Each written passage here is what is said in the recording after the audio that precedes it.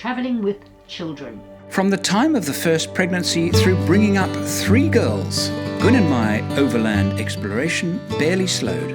And we succeeded not only in teaching the girls the wonder of travel, now that they are adults, they still want to come travelling with us. And now, following in the footsteps of my parents in this 2-part series, Gwen and I will show you how we did it.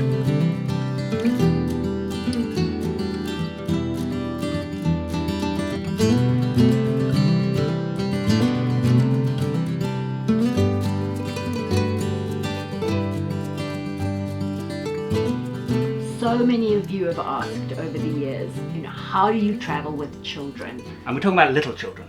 Babies, 5, 6, 7, 8, kind of. Come down with me, Rick. To 10, and then into teenagers. It's until they don't want to travel with mummy and daddy anymore. Yes.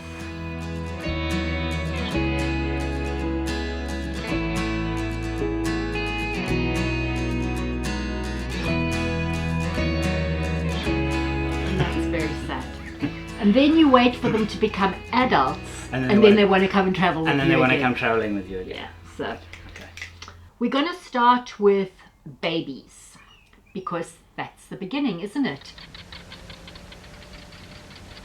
You've been a couple and you've been travelling for years and you've been doing stuff and you've been getting out and you've now added an addition to your family. And you don't want to stop doing what you've always done, but you're feeling very nervous about how do we take this precious little bundle into the wild. The first thing that I think any young mother and father needs to know is that babies are not as fragile as we think they are. Babies are actually very tough. They have to be. They've survived. The human species has survived for millennia because babies are tougher than we give them credit for, which is not to say neglect. Yeah, babies are tougher. Parents aren't.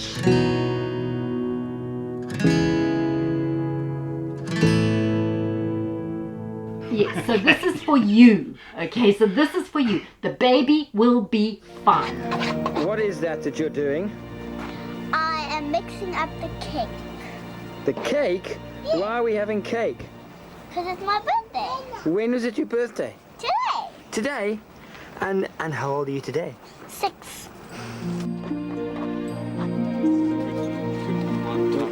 Why such a good fire today? The fire today is to bake a cake. And whose cake? Okay, are you ready? Yep. Right, watch the balloons again. So let's go for it. Blow them out. You're ready. Birthday to you. 1, 2, 3. Oh!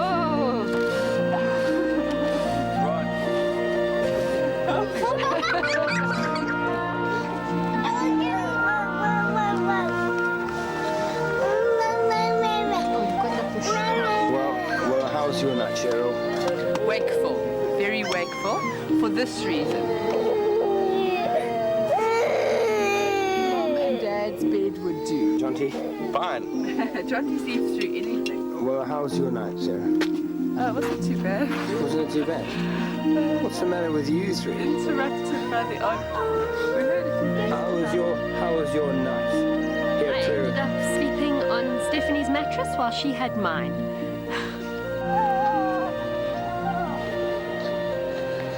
And what were the ostrich doing? What were the ostrich doing? Say it? What? They were running.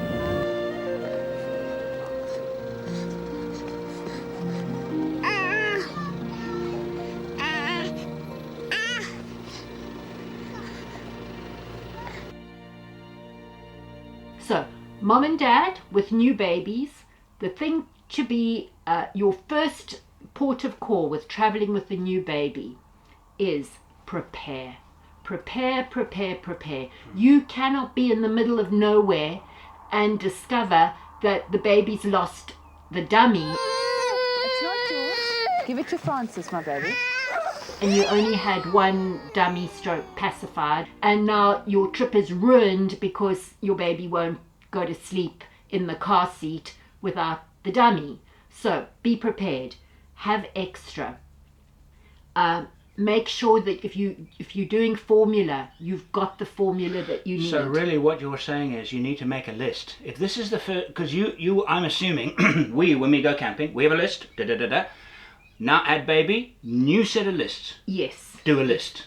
Exactly. Because otherwise you'll find in your 3 hours down the road and you'll go, oh heavens, we forgot. We forgot actually X. something that would have been quite obvious had you made a list. Yeah. We took our baby Stephanie, she was about 8 months old. We took her on her first camping trip, which is perhaps a good thing to bring here. Coming back to babies are tougher than we think they are. We live in a sterilized world. Okay, we've been conned. We've bought into the idea that we need to sanitize everything. Antibacterial wipes, the floor's got to be sanitized. We live in these highly sterile environments. So when you take your child out into the bush and suddenly you turn around and they've got a handful of goat droppings and are putting them in their mouth, your immediate reaction is to, let's get her to the closest ER.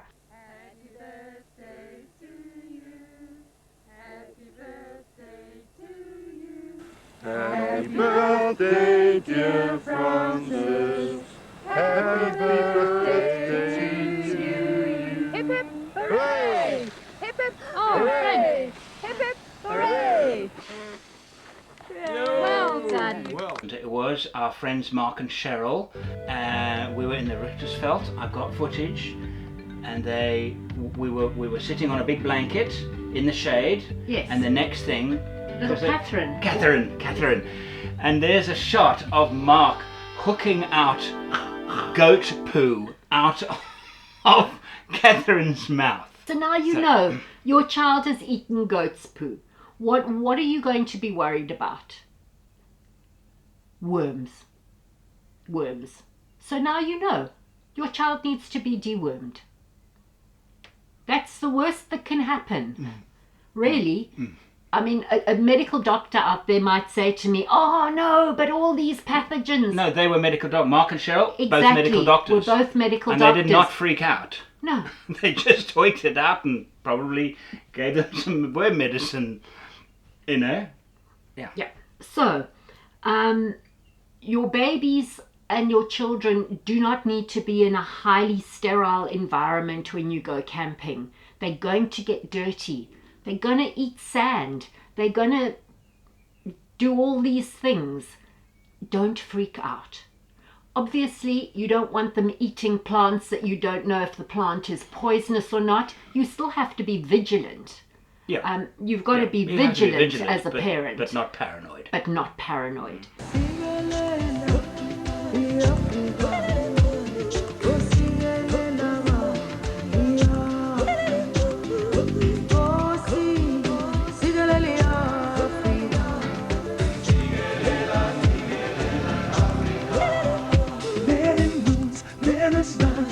And days have been passing.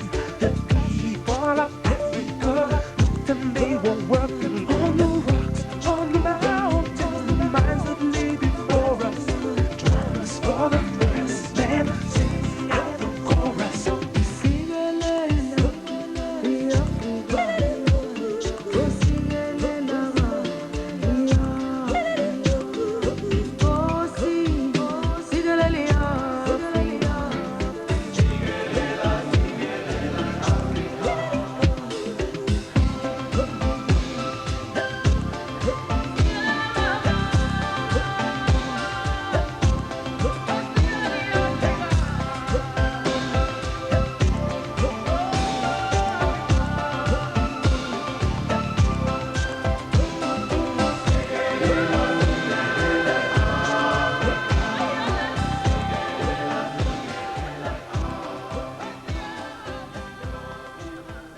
Okay, so you need to be prepared. You need to know that you've got all your bottles. You've got everything that you need to so that you don't have dramas that you're now rushing around trying to find formula in the middle of nowhere.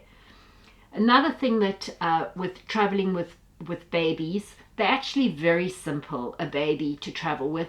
They're in their car seat, and unless you're my daughter Erin, who refused to sleep on her back, she would only sleep on her stomach and would therefore scream for hours on end if you tried to put her in a car seat.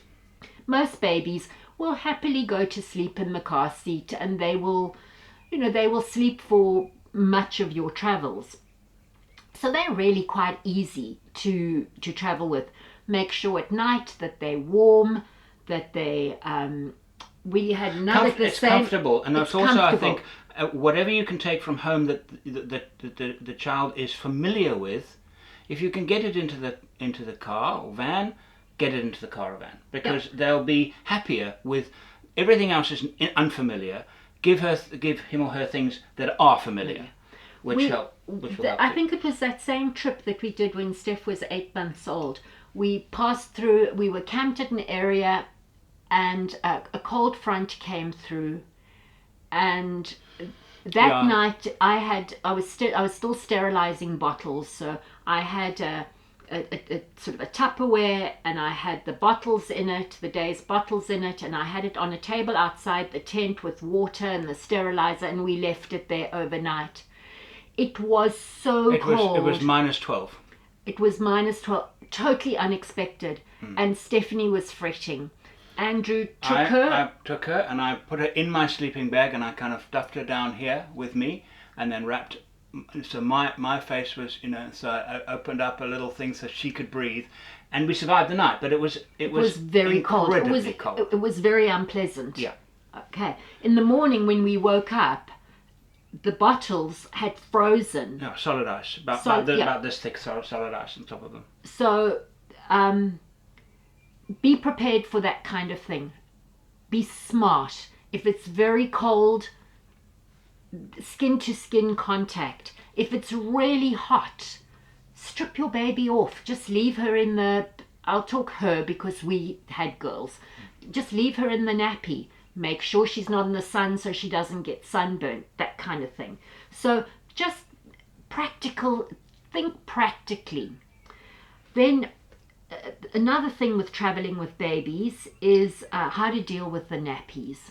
You're going to be using disposables. You're not going to be wanting to do cloth nappies. That's not going to happen. You probably won't have the water or the inclination for that. So you're carrying your garbage with you. You really don't want days and days worth of pooey nappies that you're carting around with you. So put on your list to get some nappy liners. As you would in a cloth nappy, put the nappy liner and put the disposable on the baby, and when the poo happens, all you do is you take out the nappy liner, and you can either put it in your chemical toilet, or if you don't have a chemical toilet, you obviously don't want to bury it, so you do get those scented nappy bags if you want to use those, or just put it in a couple of plastic bags tied up really tight and keeps the smell at bay. Those are they biodegradable? Are they like toilet paper? Would they be? No, they're not. They're not. You wouldn't even put a wet wipe. Would it be okay to put it in a long drop toilet? So if you were camping remote and there was a long drop toilet, would it be okay to drop that in the long drop toilet? I suppose it would. I suppose it would. I mean, it must eventually, but wet wipes eventually. If it's like a wet wipe, yeah. So anyway, you got to think about the ecological impact of it, but it's far easier to handle than a big nappy. And eventually you've got a bag this big full of the most disgusting things imaginable. Yep. Okay, so that pretty much takes care of traveling with babies. What I failed to mention, and maybe I should back this up, you're going to love this in the editing room, when you're pregnant, you don't have to stop traveling just because you're pregnant.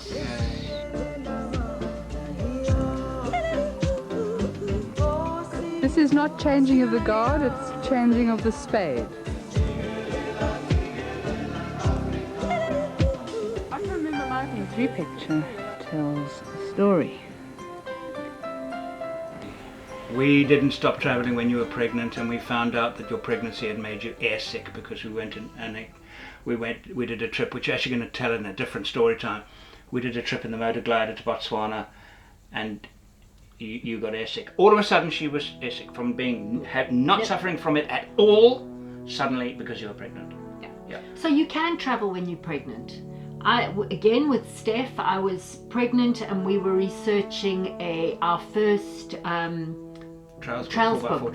And we went and did some really rough trails with me being pregnant. And his footprints are still visible today, although the water has long since gone 70 years ago.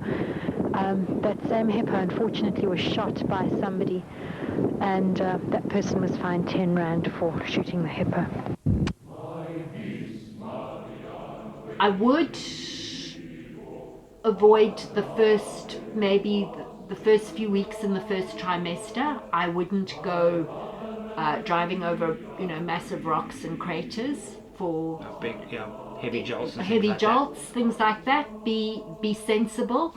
And consult your doctor really on that kind of thing, because you might be very sensitive to certain things. So don't take it lightly. This is not medical advice we're giving you. No. I'm merely telling you of my experience and experience of friends that we've travelled with who have been pregnant. Yeah. Because we went through a phase where we were all pregnant and having babies and we still travelled. So you can. Just talk to your doctor about it. If you have to take prophylactics for malaria or whatever, you might think twice, things like that. But don't think just because your life is changing and you're going down the family path that everything has to change. It doesn't. Okay, so we've handled babies. Now let's get on to the small kids. This is where the problems start. Yeah, it's actually more difficult, I think. It is absolutely more difficult. You have to keep them occupied.